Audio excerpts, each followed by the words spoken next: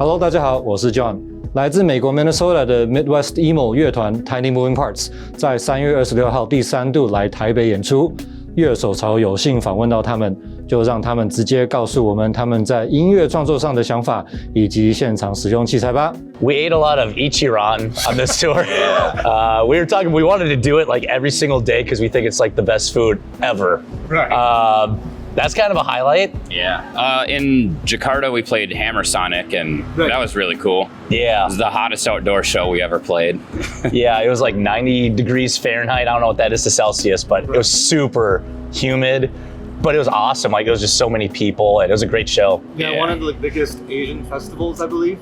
Oh, is cool. it? Yeah, I think so. It felt that way. It was huge. Yeah. It was cool. Yeah. Got to watch Slipknot at the end of the night. That was pretty badass. Yeah, and in all honesty, like, I mean, some downtime days were like annoying and sucked, but none of the shows were bad. So it was like there'd be a day where I was like, oh, this whole day was really annoying, but the show made up for it. So it was like there was no dud shows or any like shows where like, I wasn't vibing that night. It was all good shows. So that was really cool. That's good to hear.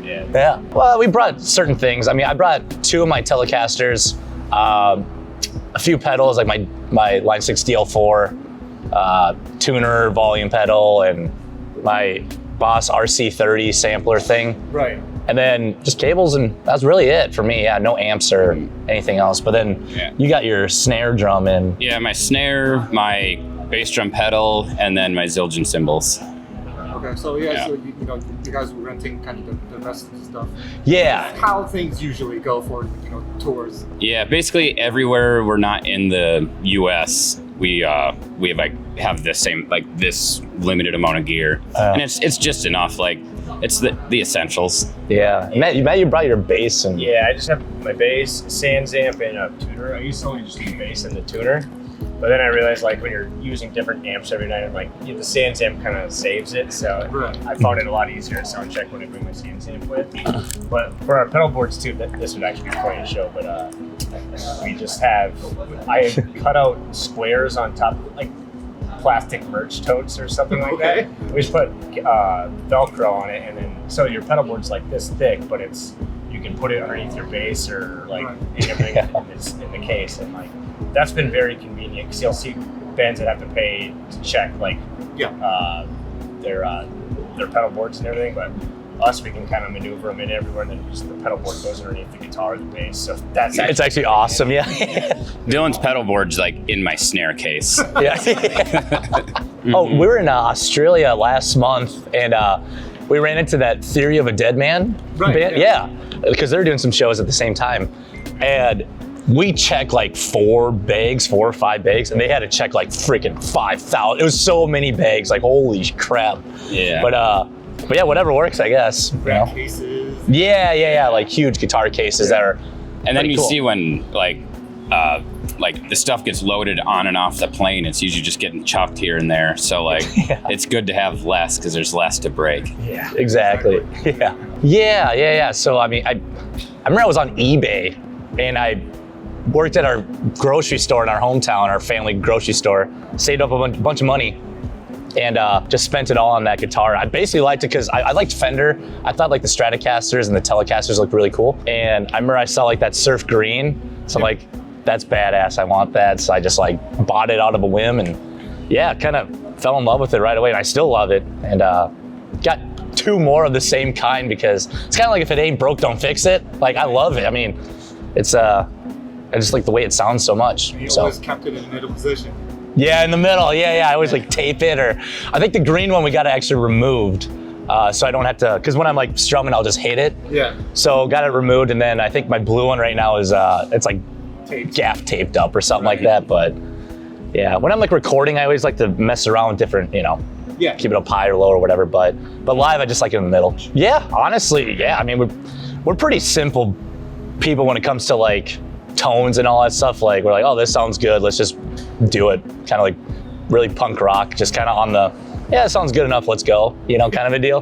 But that's just kind of how we roll, because I respect when like people really go like dive deep into like tones and all that stuff, but it's kind of like, oh, there's distortion and here's the middle, sounds good. We're a 3-piece, so it's kind of simple, Right, Yeah, it's it's pretty unique, I guess. I don't know. I was like, it was many years. It was like over 10 years ago or something. I just started messing around with different tunings. Like there's certain bands like Snowing and Algernon Cadwallader, just to name a couple that we really loved. And they were doing like the open tunings and all that stuff. And I remember I tried it out, and we could just strum all 6 strings and it sounds beautiful. I'm like, this is great. So just kind of, the first song we wrote in like an open tuning was, it's called Waterbed.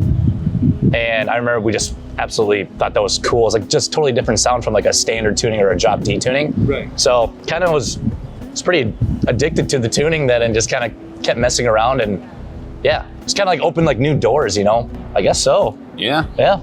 But I guess, I mean, you still have a lot of songs in drop D though too. Yeah, Not a yeah. lot, but like that's why he has 3 guitars, so you can set them up for different tunings. Right. Yep. Because my green one, I have it like a D, A, E, A, C sharp, E majority of the time. And like on this tour. And then the blue one that's just drop D. And I just capo it on like the 6th or like the 4th fret or something like that. Right. So we still like to like not just be open tuning the whole time and have that certain sound. We like to still experiment and just try to write the best songs we can. Well, we were supposed to play like 5 shows in China, and we had to, of course, cancel that because of the COVID outbreak. But as far as memories from playing Taipei, like we couldn't remember any of the downtime we had here, like in the city at all. Like I just remember playing this venue. I played this venue twice, and both times I remember we liked the shows, both of the shows a lot. So it was awesome. We were excited to come back here, but we're like, I don't remember where we stayed or what we did around the show. I just remember the show, which says a lot about the show itself. Yeah. Like, okay, if you remember the show, that's good. So we were excited to come back to this venue. Yeah. Sure. The shows are always awesome here. And like there was a big spider on the stage, I remember. Oh yeah. That just like crawled, like during the middle of our set, just like went across the stage, and that, I mean, I didn't see it, but you guys did. Like afterwards, we're like, God, that was fun. That was awesome. Did you guys see the spider? And I'm like, what? I didn't see anything. But probably a good thing, because I probably would have been scared shitless, you know? There's definitely pros and cons to both. Like doing it all ourselves, I felt like all of a sudden we had a lot more like responsibilities and like little things that like a label would have helped us with that we like forgot. Like that's part of like putting the record out and stuff. Yeah. But we liked this approach. And it was with the same guy that's recorded almost all our records, so it didn't feel too much different even. Yeah. So you still had like a producer, although that producer was not kind of reporting to the label.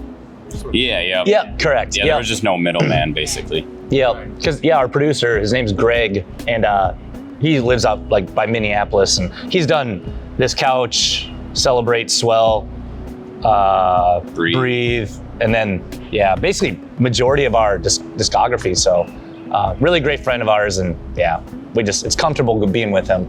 Natural? Just pretty natural. Yeah. I mean, we just write songs that we think sound cool. You know, we kind of, like I said, we keep it simple. We just like, that sounds cool, let's do this, let's do that. We never really go into like, let's write a poppier song or let's write a heavier song. It's more just vibe it out and just kind of go with your gut, kind of writing for like lyrically, instrumentally, everything. So, yeah. Yesterday we got here, and first thing we did is we wanted to go to Ichiran, but there was like a 3-hour wait. So okay. And then we were like, okay, we'll just get it for lunch today. And there was a 2-hour wait today. Yeah. So it must be popular here. Yeah, that's 24 hours. It is. Yeah. So like so maybe after the show, we'll probably like a 5-hour wait or something. But yeah, we definitely want to do it one more time before we get back home. So yeah. So you're leaving Taiwan tomorrow or? Tomorrow. Yep. Going back home. Expenses. So yeah, not a lot of time where you can stay and sightsee. Yeah, not too much. It's nice. Most of this tour was like an off day and then a show. So like we have like a little bit of time, but like yesterday it was we flew from Tokyo, so it was kind of like a long flight. So we weren't really like, we got here and it was already kind of nighttime, so we didn't like feel too ambitious and exploring. But what we've seen, it's awesome city. It's very cool here. This has kind of been, I played in another band in college for a couple of years, but just kind of for fun. And then other than that, I think it's only just been this. Our first tour ever, Billy was in both bands. Yeah, that's right. There's 2 bands, Bill and Billy was in both. That was about it though. Yeah, that was our first tour, which, I mean, how many years ago was that? 2011. 12 years ago? Yeah, it would have been 12 years ago. Yeah.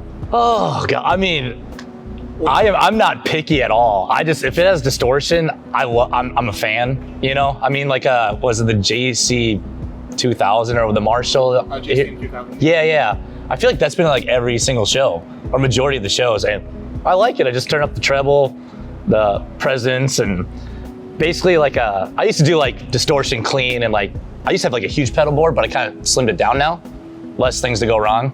And so now my clean, I just kind of like have my volume pedal, just peel it back like 50% or something like that. So I just like keeping it simple because I've had so many like broken cables or shorting out, and drives me insane. Like if I'm slightly out of tune, it drives me nuts. And so less is more for sure. Right. The RC30, it's always fun to have just like between songs, having a little sample going because but the DL4, and this is the first tour with I got like the new Mark II or whatever.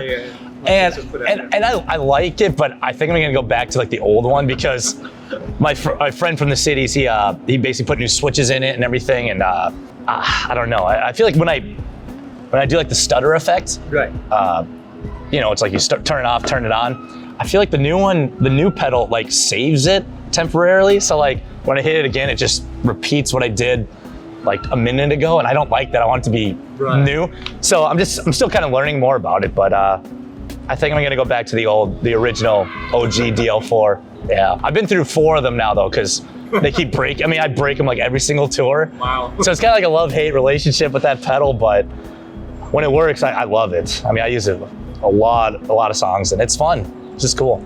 Not really, because like I bring my Ludwig snare and I love that, and then like Zildjian cymbals, like I have my own, and like they're just my favorite. Like as for like the bass drum and the toms, like the stuff I use that isn't mine, like it's just kind of whatever they have. Sometimes it's better, sometimes it's worse. But like I have Ludwig Vistalites that I use in the US, and like I think there's been one show where they actually had Ludwig Vistalites for the house kit, and it was awesome. It was nicer than mine even. And I'd say my bass has active and passive switch on it, and that actually helps a lot. Like if the tones, like if the amp's just not working for me on the road, I'll try active right away, and if it's not working, I'll be like, well, I'll just try passive, and then normally one of the two is gonna like make me satisfied with it. So it helps a lot having an active and a passive bass capability on tour. That is true. So I guess that wraps up this interview. Cool. Awesome. Thank you. Thank you so much. Wow. Yeah. Thank you. Yeah. Yeah. She is she. Did I say that right? Yeah. Huh? She is she. She. Okay. Yeah. Trying. Awesome. Well, yeah. 那么大家喜欢今天的访问影片吗？如果想要看到更多这一类影片的话，不妨在下面留言，并且订阅乐手抄。我们下次见，拜拜。